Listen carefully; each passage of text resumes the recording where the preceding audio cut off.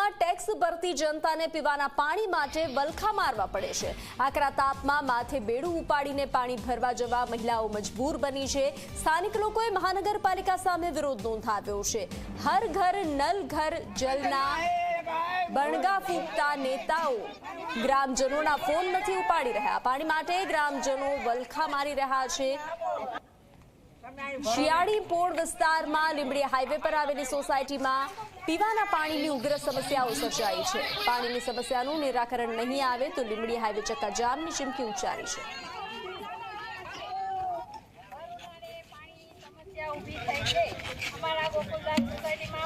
અમે 7 જણા છીએ, 6 જણા 80 વર્ષના દાદા છે। પાણી વિના અમારે શું કરવું? અમે અરજી કરી છે તો એ લોકો એમ કહે છે કે તમને પાણી દેશું એમ કહે છે।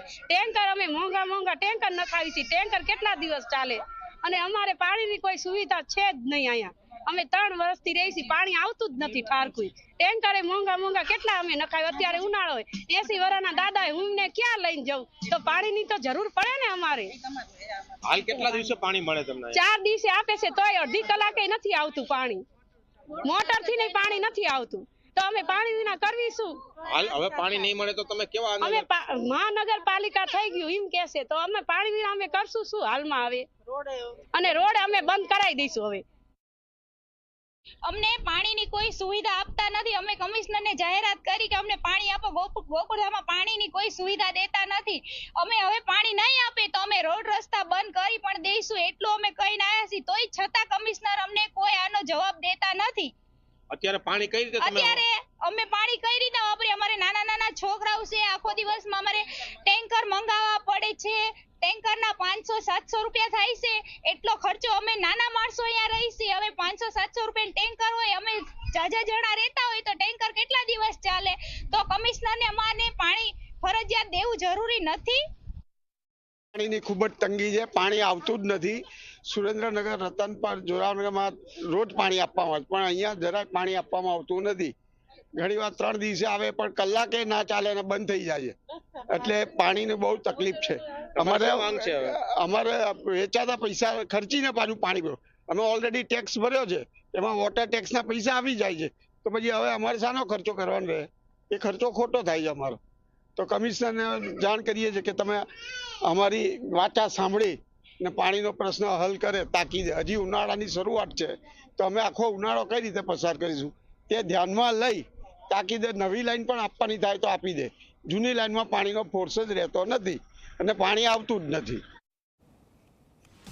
તો ધગધગતા તાપમાં પાણી માટે વલખા મારતા દ્રશ્યો સામે આવ્યા છે। સુરેન્દ્રનગરના વઢવાણના દ્રશ્યો છે જ્યાં ટેક્સ ભરતી જનતાને પીવાના પાણી માટે વલખા મારવા પડી રહ્યા છે।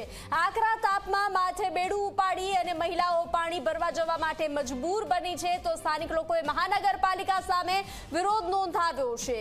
હર ઘર નલ હર ઘર જલના બણગા ફૂંકતા નેતાઓ ગ્રામજનોના ફોન પણ નથી ઉપાડી રહ્યા। પાણી માટે ગ્રામજનો વલખા મારી રહ્યા છે।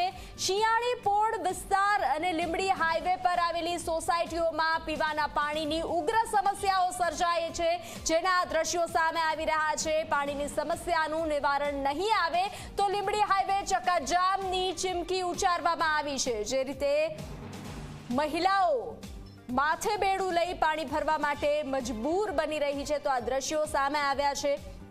આ દ્રશ્યો અનેક સવાલો જે છે તે ઊભા કરી રહ્યા છે। સુરેન્દ્રનગરના વઢવાણના દ્રશ્યો છે જ્યાં જનતા ટેક્સ ભરી રહી છે પરંતુ પીવાના પાણી માટે પણ તેને વલખા મારવા પડી રહ્યા છે। આકરા તાપમાં કે જે આકરા તાપમાં સરકારનો જ નિર્ણય સામે આવે છે કે 1 થી 4 મજૂર લોકોને ઘરની બહાર જ્યાં તાપ સીધો પડતો હોય ત્યાં કામ ન કરાવવું અને બીજી તરફ જે સ્થાનિક લોકો ટેક્સ ભરી રહ્યા છે તે લોકો પાણી માટે વલખા મારી રહ્યા છે તો સરકાર, સ્થાનિક પ્રશાસન આ લોકો માટે શું કરશે તે એક મોટો પ્રશ્ન છે।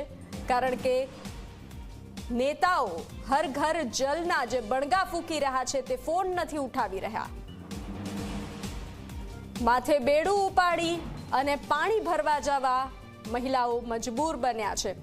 કોંગ્રેસ પ્રવક્તા મનીષ દોશી ઝી 24 કલાક સાથે જોડાઈ ચૂક્યા છે। જી 24 કલાકમાં આપનું સ્વાગત છે। જી બનશે. જે આ દ્રશ્યો સામે આવ્યા છે તે અનેક સવાલો ઊભા કરી રહ્યા છે. ખાસ કરીને એક તરફ નિર્ણય આવે છે સરકારનો અને બીજી તરફ આવા દ્રશ્યો જે સામે આવે છે. હાલ ધગધગતો તાપ પડી રહ્યો છે. આ દ્રશ્યોને લઈને તમે શું કહેશો?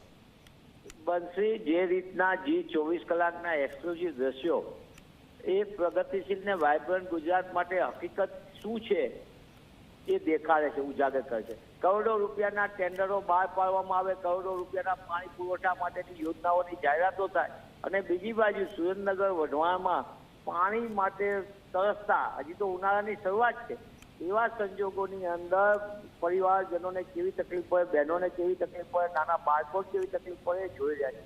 આ ચિંતાનો વિષય એટલા માટે છે કે એક તરફ મહાનગરપાલિકાની જાહેરાત થાય છે, મહાનગરપાલિકાના મોટા મોટા ટેન્ડરોની જાહેરાત થાય છે, કરોડો રૂપિયાની યોજનાઓની વાત થાય છે, પણ આજે પણ આપણે જોઈએ છીએ કે સુરેન્દ્રનગરની અંદર પાણી માટે માણસો કેવી રીતે વળખા મારવા પડે છે.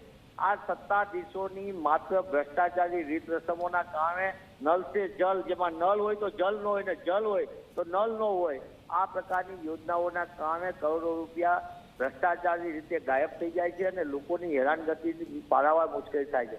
મારે G24 કલાકના માધ્યમથી એ પણ કહેવું છે, એક તરફ સનતભાઈ મહેતા જેવા મહાનુભાવ જેને સરદાર સરોવર યોજના સુરેન્દ્રનગર જિલ્લાને લાભ મળે એના માટેની આખી યોજનામાં મોટા પાયે ફેરફાર કરાયો.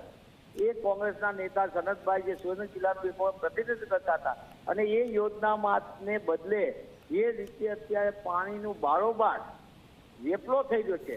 આજ સુરેન્દ્રનગરની અંદર પાણીની તકલીફ નથી, વિતરણની મોટી તકલીફ છે, એનું સંચાલન કરવાની મોટી તકલીફ છે અને એટલા કારણે પાણીનો કરોડો રૂપિયાના ટેન્ડર દ્વારા ભાજપના મળતિયાઓ, એમના મળતિયાઓ બારોબાર સફેદ પાણીનો કાળો કારોબાર કરે.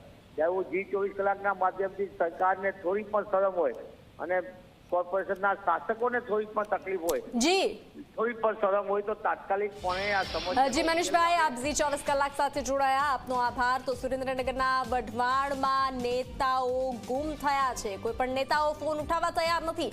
જનતા પૂછી રહી છે નેતાજી ક્યાં ગયા, કારણ કે પાણીનો પોકાર ઉઠ્યો છે. જનતા પાણી માંગી રહી છે, નેતા ફોન નથી ઉપાડી રહ્યા.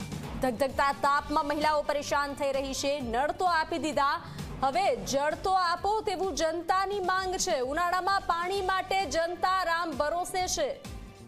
MLA જગદીશ મકવાણા, ફોન ઉપાડો, જનતા પાણી માંગે છે. જે રીતે મત લેવા માટે શેરીએ શેરીએ ફરતા નેતાઓ હાલ ફોન નથી ઉપાડી રહ્યા, પ્રશ્નોના જવાબ નથી આપી રહ્યા. જનતા પૂછી રહી છે નેતાજી ક્યાં ગયા. જે નેતાજી એક મત માંગવા માટે શેરીમાં ફરતા હતા તે નેતા હાલ અત્યારે મળી નથી રહ્યા, તે નેતા ગાયબ છે, તે નેતાનો કોઈ અતો પતો નથી. ત્યારે જનતા સવાલ પૂછી રહી છે.